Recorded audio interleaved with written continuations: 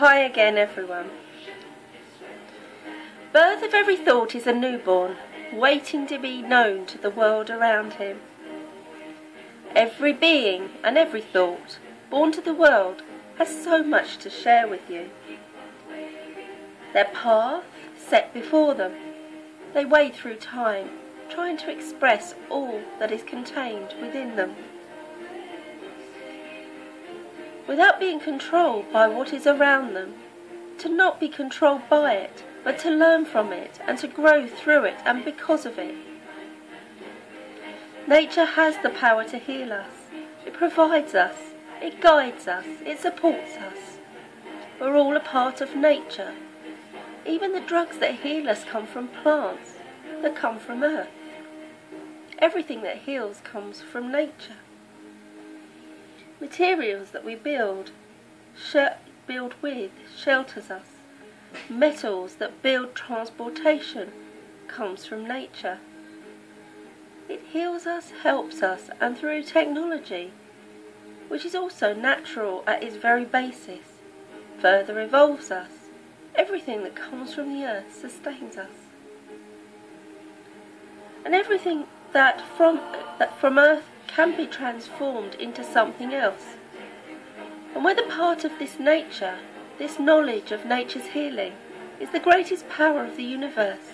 It reminds us of how we're all connected to everything and to each other, no exceptions.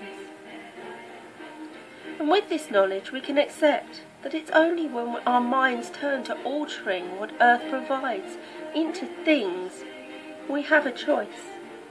To turn these things into things that heal as well as things that destroy. And it's from this that we can see the truth of the other side of our nature. Even the most awakened among us are still coping with energies that cause us to use words and give out darker energies. And this is something I've been most focusing upon recently, other than the other issues that I must attend to that's going on in my physical world, of course. I love to sit and contemplate deeply through meditation, and when I do, many things come flooding to me. As I've said in my previous videos, one of the most important things to me is human interaction.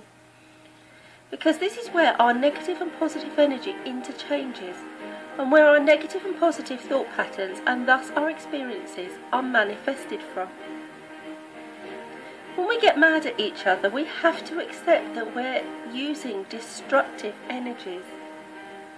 People have labelled me angel and other such words, but I'm aware still of my own capability to become negatively responsive.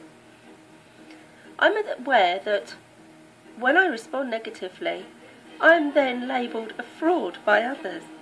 Yet these labels, angel, etc., are not even self-imposed labels. I know I'm no angel. I know I can respond negatively, but I also know I'm no fraud. I know that I'm growing energetically as I think about my responses more deeply than most. And though when I say most, I can see that so many others are also on this journey too. But as I know that my past at times can rear up, it can be a part of the present. In this I can understand this also happens to others too, even the most enlightened among us. Because I have experiences which manipulate and also of controlling people. And I've become sensitive and most aware of manipulators and people who control for whatever reason. It also makes me aware of my own ability to manipulate and control, and stop myself in my tracks when I take a look at myself. Because I know how it feels to be manipulated and controlled. I have in the past avoided manipulative and controlling people. But I've also learnt another thing in these years that I've lived, that running from situations can never change them. Running away from negative people won't awaken them to what they do. There are times when we have to stand our ground and meet it head on, otherwise they just go on doing what they do to others. As much as I dislike criticism, especially being critical, sometimes criticism is necessary. But since we are in no position to tell people how to live their lives, they have to learn this for themselves. After many negative responses, they may choose to turn themselves around. But they won't if they don't get to feel the negative responses. Ignoring something rarely makes it go away. In fact, it's an important lesson to be learned. It will most likely exacerbate it, because it remains forefront in your mind and gets thrown up every time and time again, until we've learnt that lesson. And if we listen to criticism, it may just help us. Criticism itself does have healing potential. We're not living this experience to be totally 100% positive and without response. No response or other positive response only allows other people or ourselves to continue as they or we do. And as I say, we cannot control others. We have no right to do that. Our negative responses may wake us up or them up to ourselves or themselves. And this is the only acceptable way of change, to bring enlightenment to the darkness. Otherwise, those of 100% light become victims, walked over, like mud wiped off the shoe of those who take advantage, and nobody cares.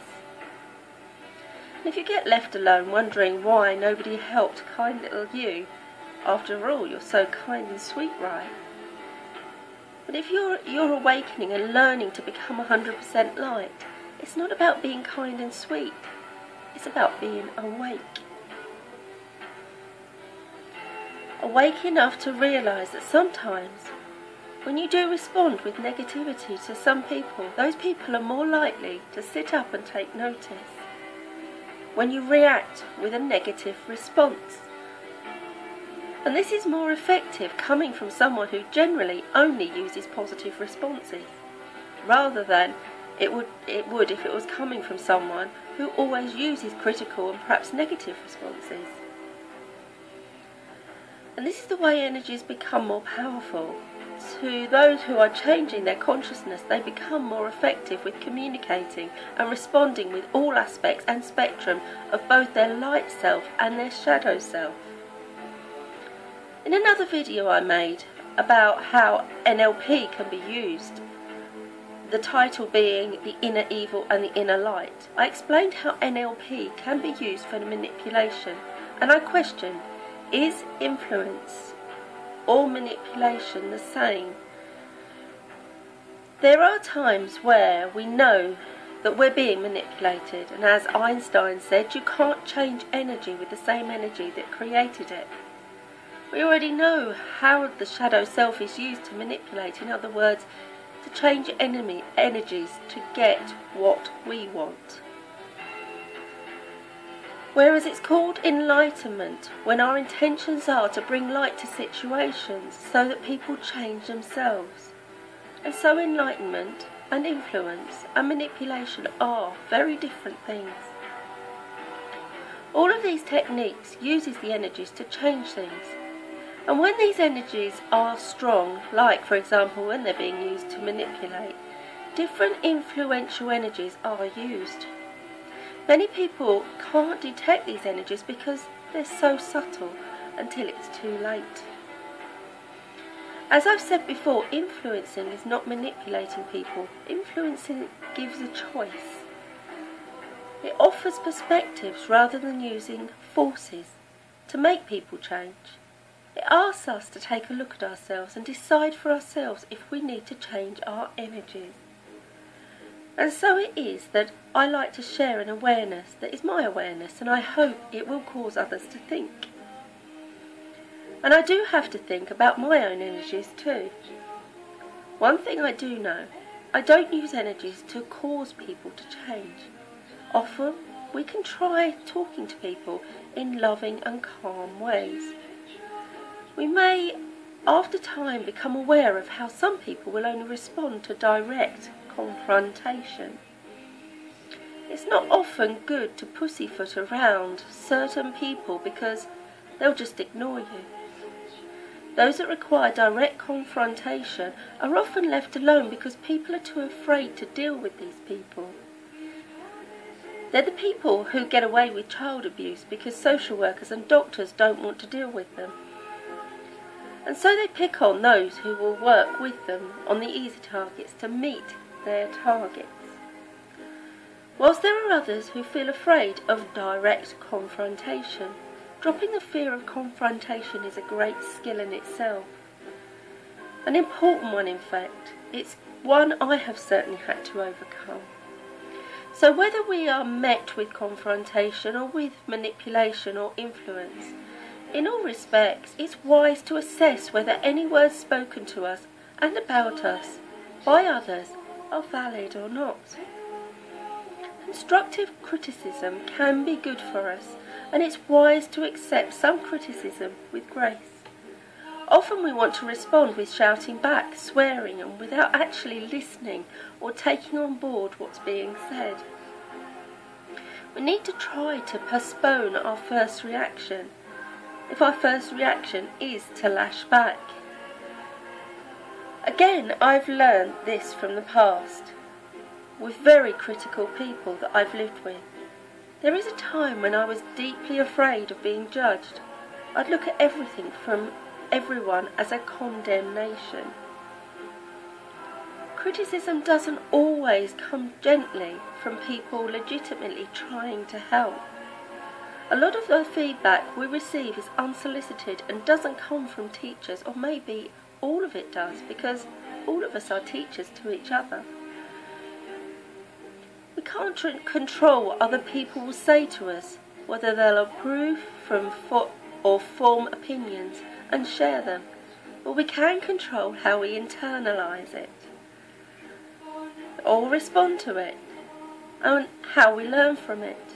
And when we release it and move on, then we benefit from this criticism, and then personal growth can happen. So learning to look for the seeds encourages humility. It's not easy to take an honest look at ourselves and our own weaknesses. We can grow if we're willing to try. Criticism opens us up to new perspectives and new ideas you may not have considered. Whether someone challenges you, they help expand your thinking. Your critics give you an opportunity to practice active listening. This means you resist the urge to analyse in your head, planning your rebuttal, or simply choosing to walk away. If this is your response, you're in effect choosing not to consider what the other person is saying. You have the chance to practice forgiveness when you come up against harsh critics. Most of us carry around stress and frustration that we intentionally misdirect from time to time. There are emotional benefits. It's helpful to learn how to sit with the discomfort of an initial emotional reaction instead of immediately acting or retaliating. Receiving criticism that hits a sensitive spot helps you to explore unresolved issues. Maybe you're holding on to something someone said to you years ago, something you need to release. Or even once you become aware of this, you may be able to use these issues in a positive way, as I have with the issues I've mentioned. Criticism presents an opportunity to choose peace over conflict. Being a high emotional empath, here's another I have struggled with. Sometimes when we see someone else criticised, we may hold on to unresolved issues that are ours and project them onto the critic, rather than see that if those being criticised took a look and took on board some of what's being said, it may help them. In the past, I've taken sides and not seen the positive that might come from someone learning something too. These are endless ways in which dealing with this could hold positive reasoning rather than negative. The more time you spend dwelling about what someone said, the less time you have to do something with it. And so we should appreciate it. Fostering the ability to let go of our feelings and thoughts about being criticised can help us let go of other areas in our lives. And we can start to heal those past hurts too. Letting go of worries, regrets, stresses, fears, and even positive feeling helps your root self. In the present moment, mindfulness is always the most efficient use of time. Receiving feedback well reminds you that it's okay to have flaws. Imperfection is part of being human. If you can't admit weakness and work on them without getting down on yourself, you'll experience far more happiness, peace, enjoyment, self-love and success. We're all perfectly imperfect. And other people may notice that from time to time, and we may even notice it in each other. Somehow accepting that is a huge weight off our minds.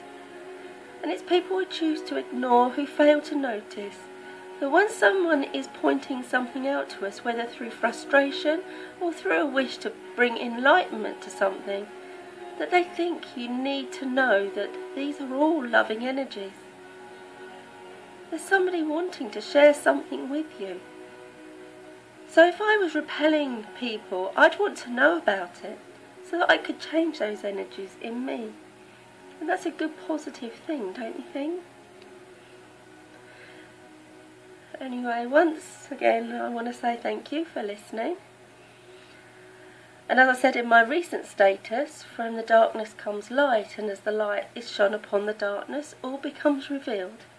In other words, from fear came love.